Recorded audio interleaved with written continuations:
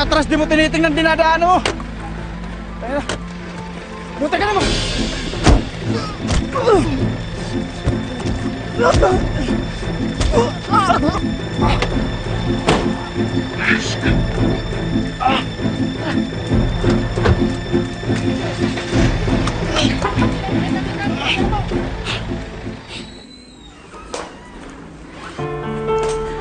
What on earth were you thinking?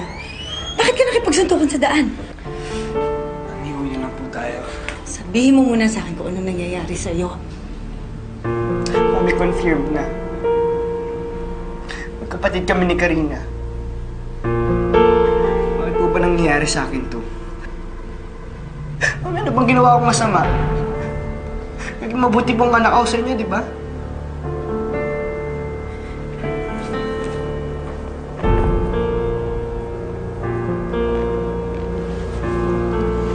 Sinabi ko naman sa iyo eh, bumalik na tayo sa Australia. Kalimutan natin lahat na nangyari dito.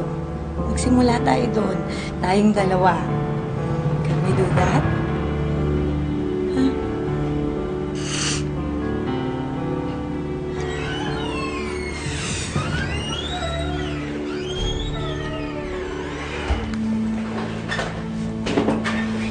Ito na ang release paper. Antayin niya na schedule ng hearing dahil dito ang nagsampa ng kaso sa anak niya. Pag-receive na lang po rito, pirmahan niyo.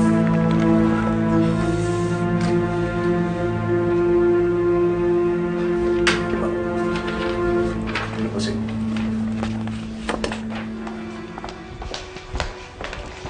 Well, why don't you just get a better lawyer? Alam mo, marami naman diyang iba na pwedeng humawak ng kaso ni Tristan.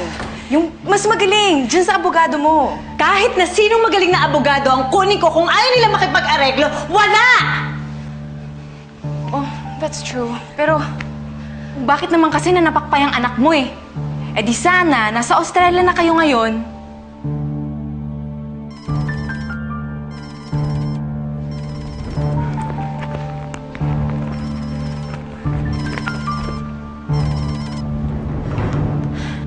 Hello? Kamusta ka na, Audrey? Sino to? Bilis mo naman makalimot. Parang wala tayong pinagsamahan, ah. Carlos?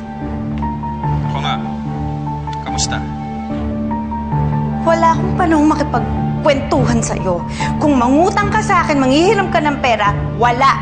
Wala akong maibibigay sa'yo. Huwag ka na ulit tumawag dito.